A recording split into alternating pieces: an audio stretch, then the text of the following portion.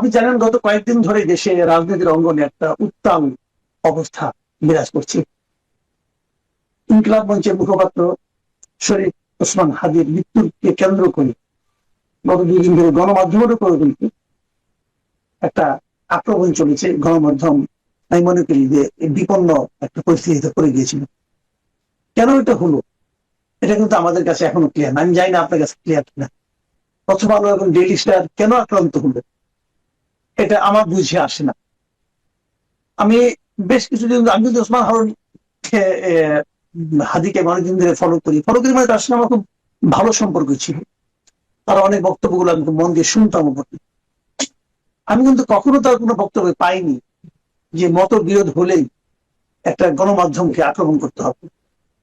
আমি বরং তার কণ্ঠে এমন শুনেছি যে আগের বার যখন প্রথম আলোর সামনে তারা অবস্থান নিল জিয়াফত করবে বলে গরু জবাই করবে এরকম ঘটনা, তখন ওসমান হারুন মাহমুদ হাদি কিন্তু তার সমালোচনা করেছিলেন। তিনি বলেছিলেন যে আপনার পারলে 10টা প্রথম আলো বানান, ওর সামনে দাঁড়িয়ে আপনার কি কাজ। এই ধরনের চিন্তা যিনি পোষণ করতেন তার মৃত্যুকে কেন্দ্র করে ওই গণমাধ্যমকে আগুন দেওয়া, এটার পিছনে কি যুক্তি থাকতে পারে? তো কিন্তু হচ্ছে এখন এটা কি তাহলে তার মৃত্যুকে কেন্দ্র করে কেউ রাজনীতি করছে, তার আদর্শের বাইরের লোকজন? আপনি এইটাকে আগে কিভাবে ব্যাখ্যা করবেন একজন গণমাধ্যমের শিক্ষক হিসেবে? জনাব মাসুদ কামাল, আমি শুরুতে একটা কথা বলতে চাই যে আমি আসলে কয়েকটা দিন ধরে একজন নাগরিক হিসেবে, এই বাংলাদেশের নাগরিক হিসেবে আমি ভীষণ আতঙ্কের মধ্যে আছি আর কি। হ্যাঁ, এবং এই আতঙ্কটা আমার ধারণা বাংলাদেশের বহু নাগরিক এই আতঙ্কটা অনুভব করছেন।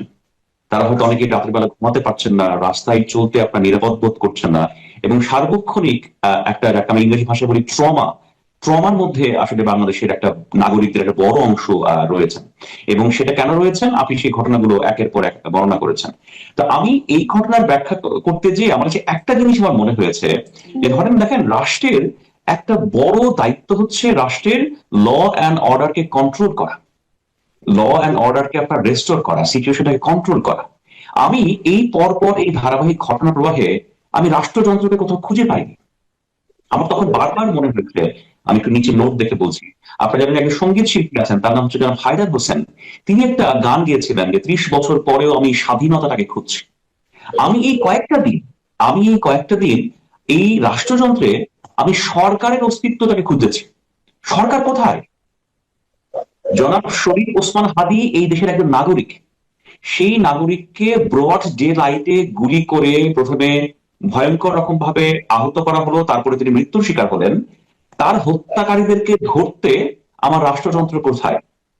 প্রথম আলো, ডেইলি স্টারের মতো পত্রিকা, যে সংবাদ মাধ্যম আমি বলবো পৃথিবীর কোন সংবাদ মাধ্যমই সমালোচনার বাইরে নয়, প্রথম আলো ডেইলি স্টারেরও নিশ্চয়ই যৌক্তিক অনেক সমালোচনা আছে, কিন্তু প্রথম আলো ডেইলি স্টার বাংলাদেশের বাস্তবতায় আপনাকে স্বীকার করতে হবে সবচেয়ে গ্রহণযোগ্য এবং অধিকতর পেশাদার গণমাধ্যম। এবং বাংলাদেশের গণতন্ত্রকে প্রাতিষ্ঠানিক রূপ দেওয়া এবং নানা ক্ষেত্রে জবাবদিহিতা নিশ্চিত করার জন্য এই দুটো গণমাধ্যমের ঐতিহাসিক ভূমিকা আছে। আমি বলছি সীমাবদ্ধতা সত্ত্বেও নিশ্চয়ই এই দুটো সংবাদপত্রে অনেক সীমাবদ্ধতাও আছে। এই দুটো প্রতিষ্ঠান এই রাষ্ট্রযন্ত্রে আপনার সবার সামনে পুড়িয়ে দেওয়া হলো, গুড়িয়ে দেওয়া হলো। আমার সরকার কোথায়?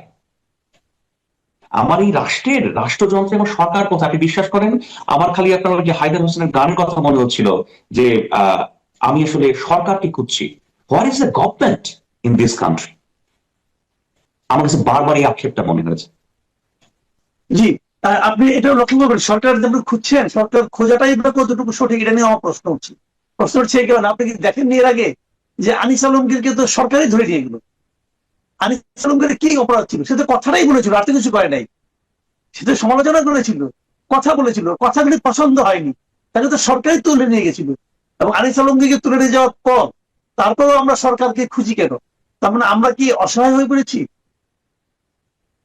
না দেখেন, আনিস আলমগীর সাহেবকে যেভাবে তুলে নিয়ে যাওয়া হয়েছে, যেভাবে গ্রেফতার করা হয়েছে, আপনি আমি কি মনে করছি তার বাইরে শুধু আমি কয়েকটা উদাহরণ দিই। হ্যাঁ, পৃথিবীতে কয়েকটা অর্গানাইজেশন ছিল যারা freedom of expression, freedom of journalism নিয়ে কাজ করে, মানবাধিকার নিয়ে কাজ করে। হ্যাঁ, তার amnesty international, human rights watch, committee to protect journalist, reporters without border. হ্যাঁ, যে সংগঠনগুলোর রিপোর্ট, যে সংগঠনগুলোর তথ্য আজকে যারা সরকারে আছেন, আজকে যারা এই সরকারের সাথে আছেন, যারা এই প্রতিষ্ঠানগুলোর রিপোর্ট, এই প্রতিষ্ঠানগুলোর রেফারেন্স ব্যবহার করে প্রতিনিয়ত আগের সরকারকে ব্যাশিং করেছেন, আগের সরকারকে প্রশ্ন করেছেন এবং বলেছেন এই প্রতিষ্ঠান বলছে, এই প্রতিষ্ঠান বলছে, এই প্রতিষ্ঠান বলছে, তার মানে গভর্নমেন্ট ফেল করছে।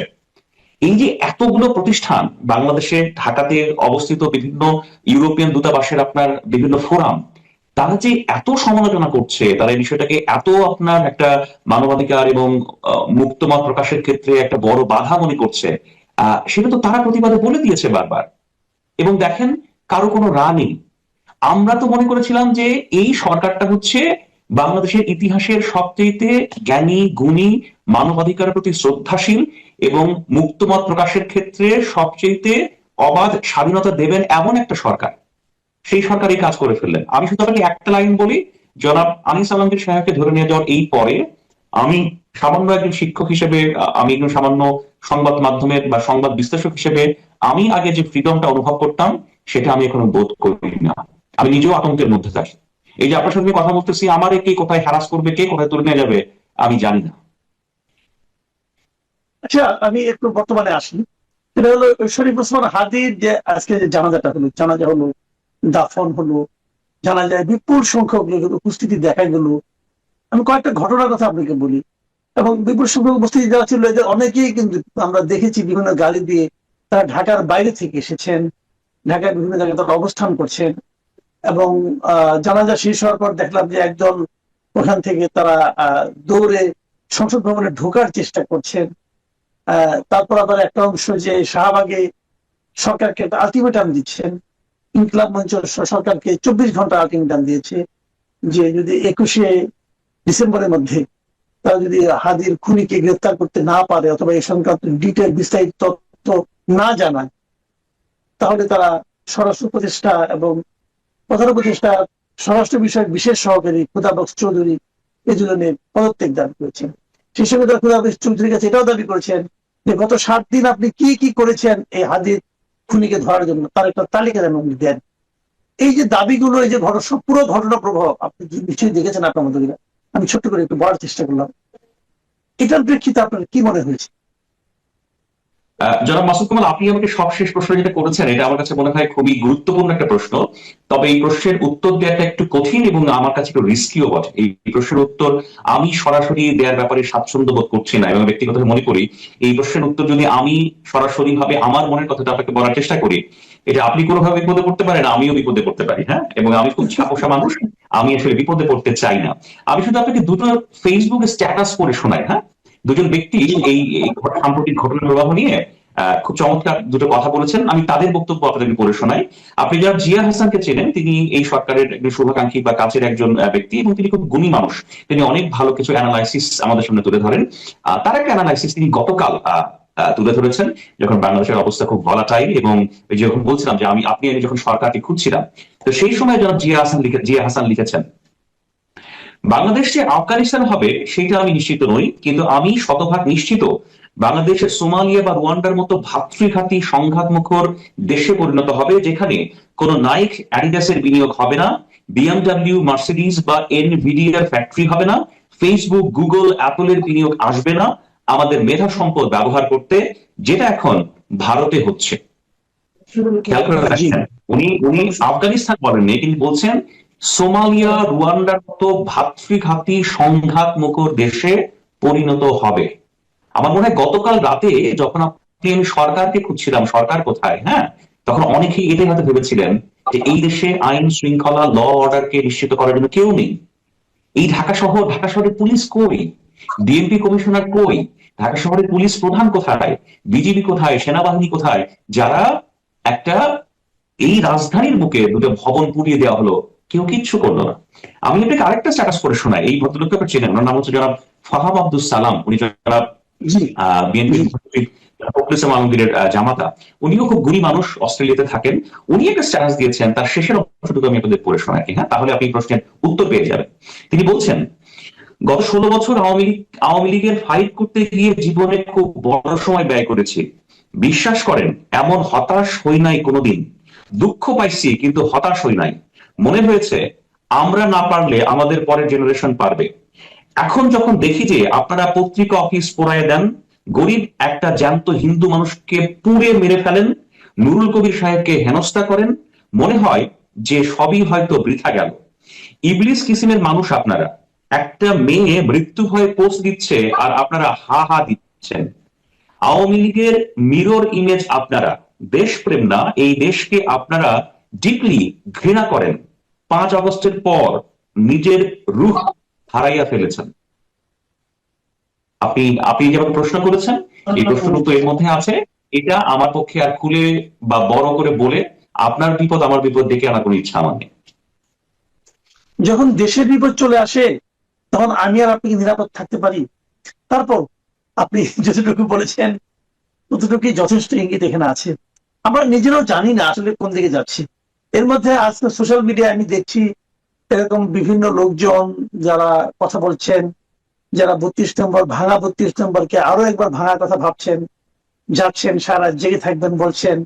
আমি আজকে দেখলাম একজন লোক মাথায় পাগড়ি পরা দাড়িওয়ালা বেশ উত্তেজিত কণ্ঠে অনেক কথা বলছেন, এবং সেখানে এটাও বলা হচ্ছে যে এই সরকার দিয়ে হবে না, একটা বিপ্লবী সরকার গঠন করতে হবে। এসবই আমরা দেখছি, কিন্তু আমাদের চোখের সামনে ঘটছে। তবে বিপ্লবী সরকারের কনসেপ্টটা আমার মনে হয় যে অনেকে এরই মধ্যে উচ্চারণ করতে শুরু করেছে। এটা কিন্তু আগেও ছিল, আগে অন্যভাবে ছিল, আগে ফরহাদ মাজহার সাহেবরা বলতেন, এখন ওনারা বলছেন। তো আপনি কি এর মধ্যে দেখেন আবার আরো দুটো ঘটনা ঘটেছে। একটা হলো যে 25 তারিখে আগামী এ মাসে তারেক রহমান দেশ ফিরবে বলে বলছেন, সেটা নিয়েও তাদের প্রস্তুতি চলছে। আবার ফেব্রুয়ারিতে নির্বাচন হবে, এই ধরনের কথা বলা হচ্ছে। আপনি কি মনে করেন এই ঘটনার প্রভাব যা কিছু ঘটলো গত কয়েকদিনে, এর মধ্যে বড় দুটো ঘটনা মানে তারেক রহমানের স্বদেশ প্রত্যাবর্তন এবং নির্বাচন, এই দুটো সম্ভাবনাকে কোনোভাবে প্রভাবিত করতে পারে? এক্ষেত্রে আমি আমার একটা শুরুতে একটা অ্যানালাইসিস করি। দেখেন, অনেকেই মনে করছে যে বিএনপি খুব একটা আপার হ্যান্ডে আছে, খুব ভালো পজিশনে আছে। হ্যাঁ, BNP is controlling A lot of thing.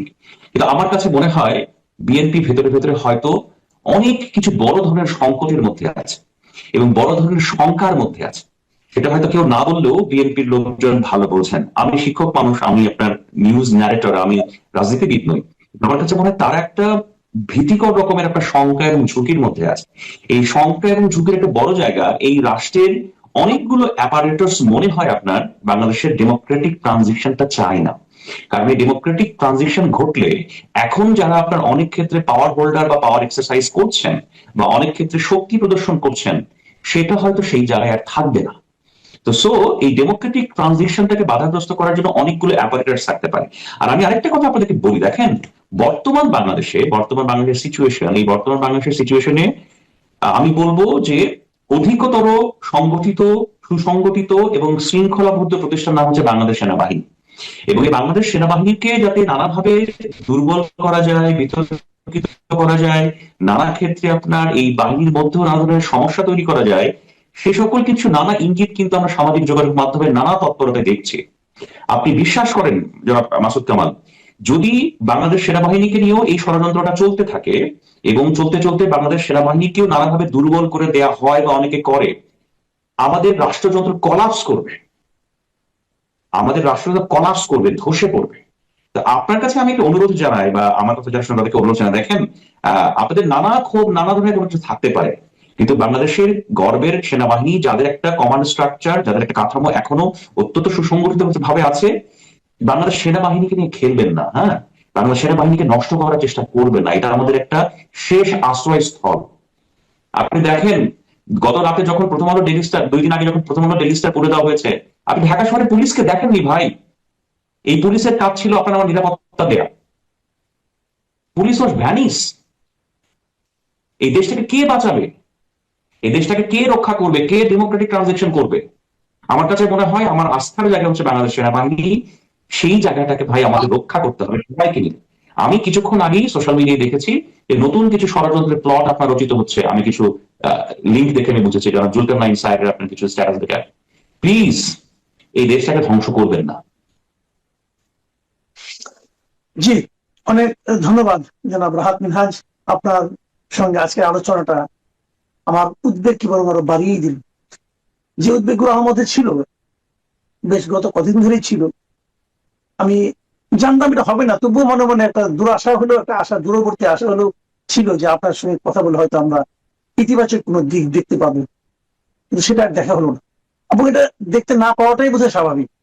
আমরা সবাই জানি আমরা এখন কোথায় দাঁড়িয়ে আছি। আমার কেন যেন মনে হয় আমরা একটা আগ্নেয়গিরির একদম উপরে বসে আছি।